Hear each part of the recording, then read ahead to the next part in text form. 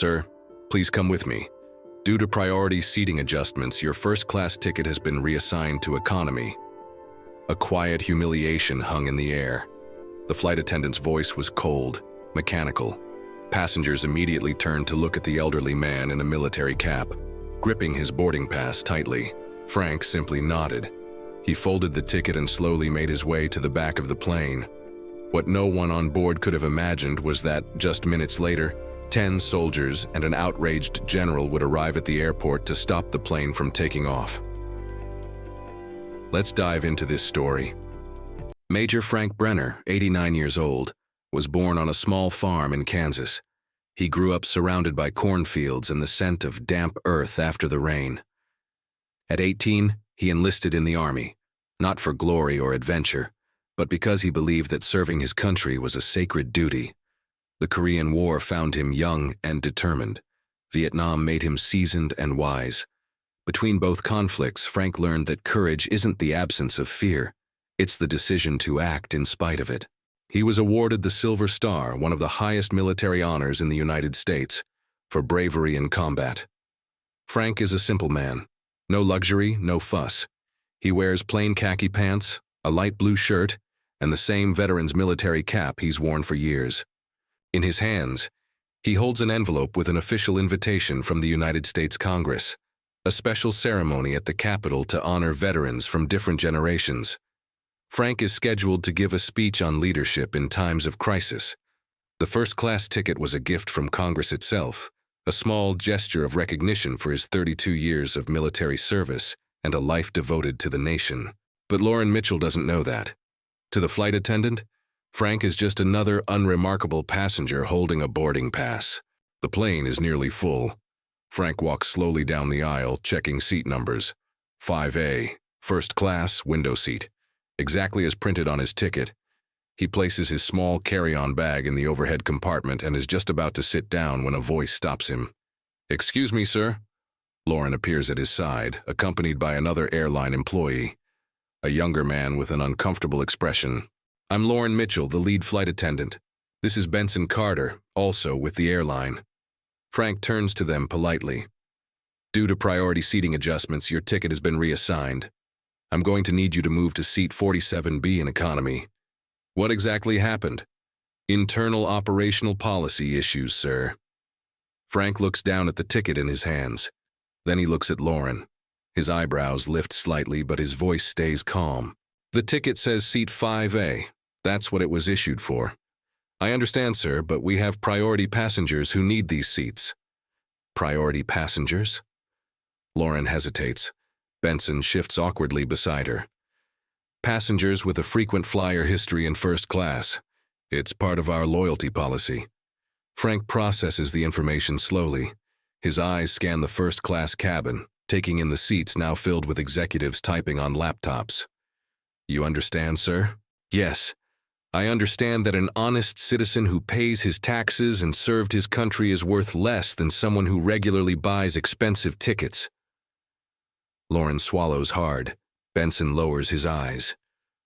"That's not what this is, sir. It's just a policy matter." Frank picks up his carry-on. He takes one last look at seat 5A and walks toward the back of the plane. At 89, he's faced enemy bullets, lost brothers in arms, and witnessed horrors most people could never imagine. But never, never had he felt so disrespected as he did in that moment. Seat 47B is wedged between two cramped chairs. Frank squeezes in as best he can, settling between a teenager wearing headphones and a woman whose coats spill into his space. His back, marked by decades of military service and old surgeries, protests against the narrow seat. There's no room for his legs. He shifts several times, but there's no position that offers real comfort. The teenager turns up the volume. The sound leaks through the headphones. Something about rebellion and anger. Frank closes his eyes and takes a slow, steady breath.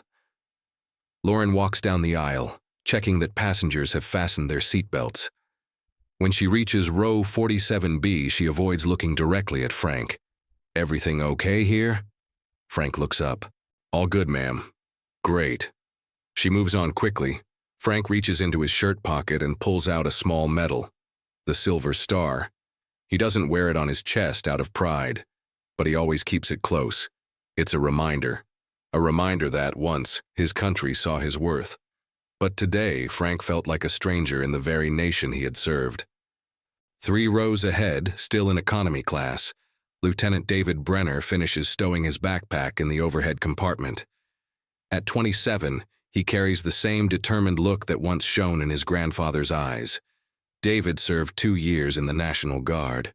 He learned from Frank what military service truly means.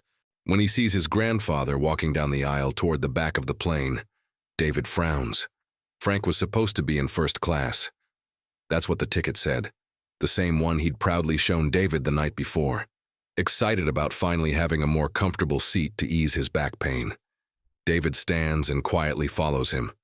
He finds Frank settling into the tight seat, clearly uncomfortable. "Grandpa? What happened?" Frank looks up. He smiles warmly, but there's sadness behind it. "Change of plans, kid." "What kind of change of plans?"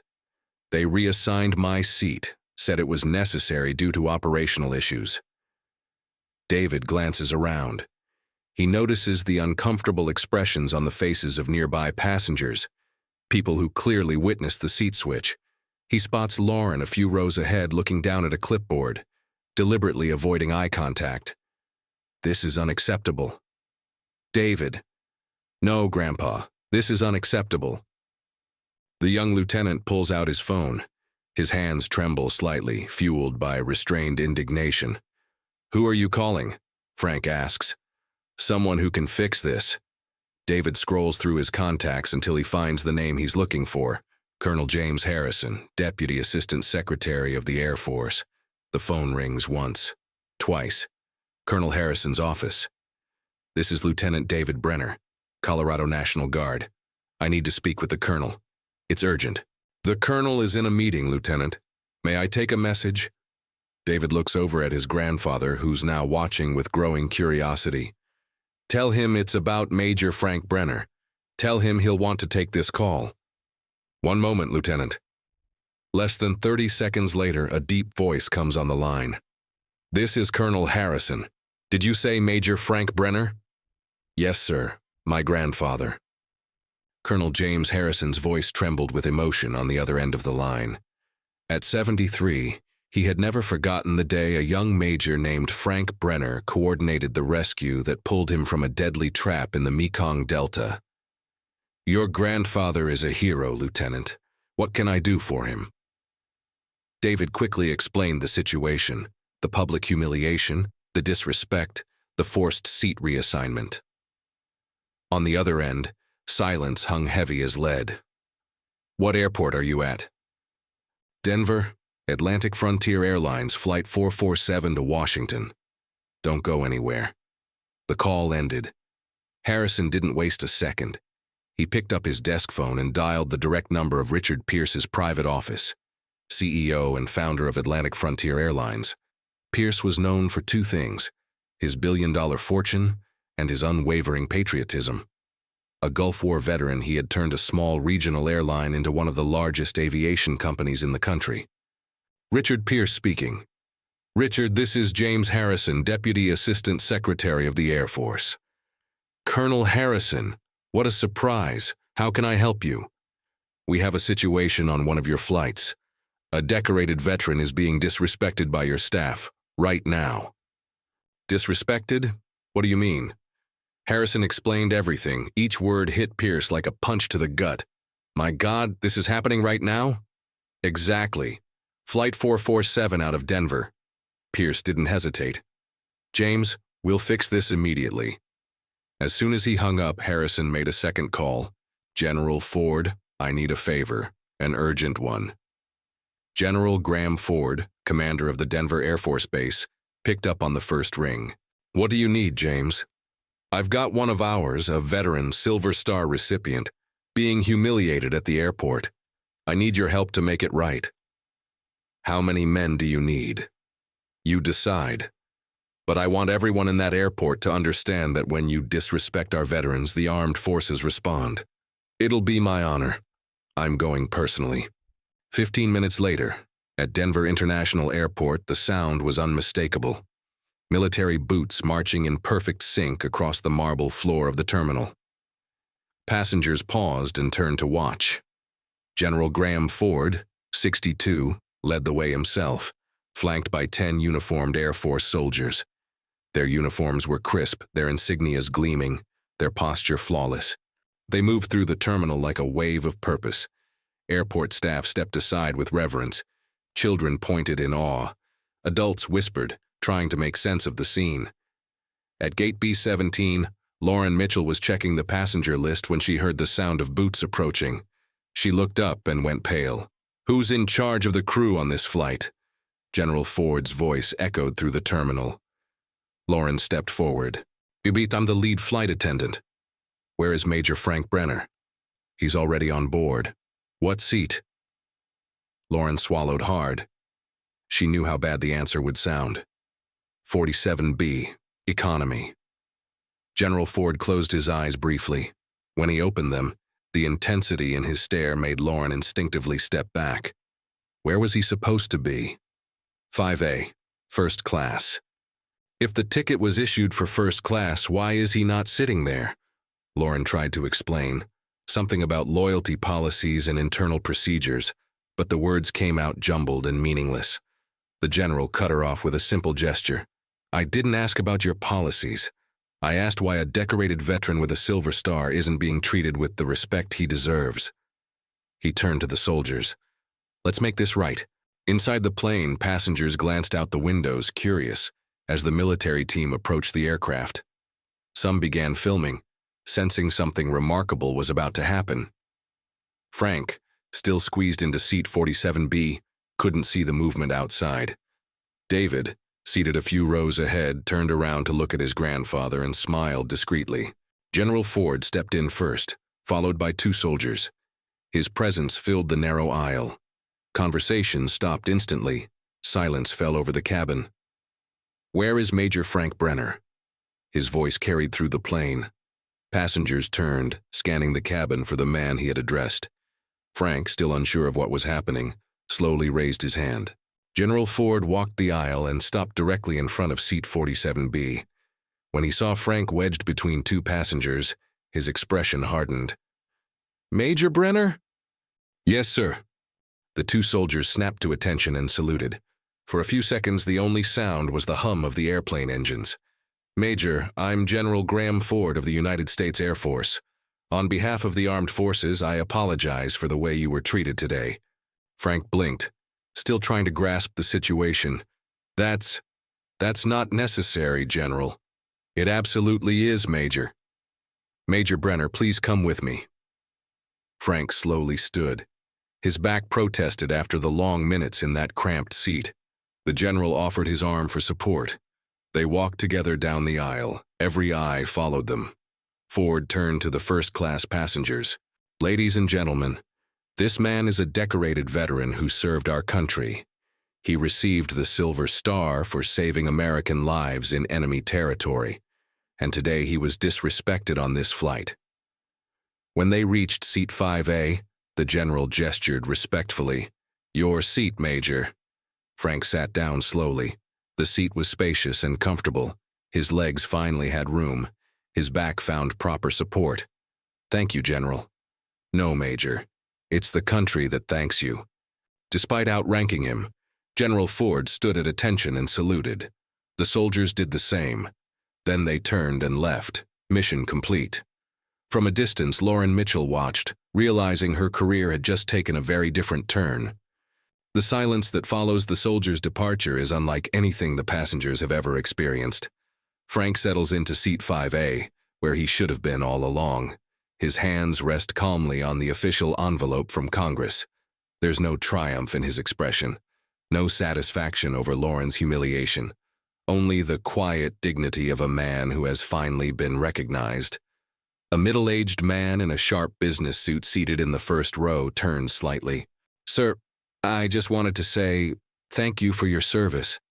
Other passengers begin to speak up. A woman nods respectfully. A young couple whispers words of admiration. Even the teenager with the headphones takes them off and looks at Frank with newfound respect. David walks up to his grandfather's seat. "How do you feel, Grandpa?" Frank looks out the window. Outside, the military unit is still visible in the terminal, walking away with the same determination they arrived with. "You know, David, for a moment I thought my country had forgotten me. But now I realize my country never forgot." Lauren approaches slowly, hesitantly. Her hands tremble slightly as she leans down to speak to Frank. "Mr. Brener, I wanted to apologize. I didn't know. I had no idea who you were." Frank watches her for a long moment. His gaze is kind, but steady. "Miss, the problem wasn't that you didn't know who I was. The problem was that you didn't treat an elderly man with basic dignity, regardless of who he might be." The words strike Lauren like a bolt of lightning. "You're right. I'm sorry. I accept your apology, but I hope you learned something from this." "I will, sir, I promise." When the plane lands in Washington, the passengers break into spontaneous applause. This isn't the usual polite clapping after a bumpy landing.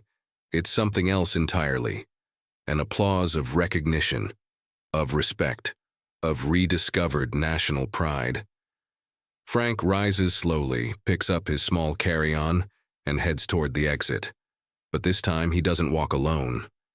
David is at his side. Other passengers nod or greet him respectfully as he passes. At the plane's door, Lauren waits one last time. "Major, thank you for teaching me something important today." "You're welcome, miss. Just treat people with dignity. All people." "I will." Frank smiles, the first genuine smile of the day. Then it was worth it. Richard Pierce's desk, CEO of Atlantic Frontier Airlines, was covered in reports, security footage, and the transcript of the call with Colonel Harrison. He ran his hands through his graying hair, still processing the magnitude of what had just happened. His assistant, Margaret, walked in carrying more documents. "Richard, the story's already on social media. A passenger recorded the moment the military boarded the plane. The video has 500,000 views in just 2 hours." Pierce grabbed the tablet and watched the footage. He saw General Ford enter the aircraft. He saw Frank being escorted to first class. He saw the applause. "Margaret, I want Lauren Mitchell in my office tomorrow at 8 a.m., and I want Benson Carter here too. And I want an emergency meeting with the entire customer service department. Today." "Yes, sir." Pierce stood and walked over to the window, overlooking the airport tarmac. Below, Atlantic Frontier planes were taking off and landing at regular intervals, each one carrying hundreds of passengers who trusted the company to treat them with respect. "Margaret?" "Yes, sir." "Cancel all my appointments for the rest of the week. I'm going to personally write a new policy for this company, and I'll make sure that no veteran is ever disrespected on one of our flights again." Days later, Atlantic Frontier Airlines announced the implementation of the Brener Protocol, a new corporate policy designed to honor and respect all military veterans aboard their flights. They released the following statement: "Atlantic Frontier Airlines acknowledges that our freedom to fly American skies was earned through the blood and sacrifice of our veterans. It is our duty and our privilege to honor them on every flight." Lauren Mitchell was reassigned for 6 months to the training department, where she now teaches new employees about the importance of respect and dignity in customer service. Her first class always begins with the story of Major Brener. Benson Carter was promoted to supervisor after submitting a detailed report on the incident. The Brener Protocol soon became a model for other U.S. airlines. Within 6 months, more than 15 companies in the industry adopted similar policies. In Washington, the ceremonial hall is adorned with American flags and portraits of military heroes from different eras. Veterans from World War II, Korea, Vietnam, the Gulf, and Iraq sit in places of honor in the front row. Frank walks to the front. He has something important to say. "Members of Congress, fellow veterans, my fellow Americans." Frank reaches into his pocket and pulls out the small silver star medal. He holds it between his fingers, letting the light catch the polished metal. "This medal doesn't make me better than anyone else, but it stands for something we should all remember. Sometimes we fight not for personal glory, but to protect the values that define us as a nation. In Vietnam, I learned that real courage isn't the absence of fear. It's doing what's right, even when it's hard. I'm not here to ask that veterans be treated as special. I'm here to remind you that respect, dignity, and gratitude aren't privileges we grant to a few. They are the values that define us as Americans. When you return home today, don't remember Major Brener. Remember every man and woman who had the daily choice between indifference and compassion.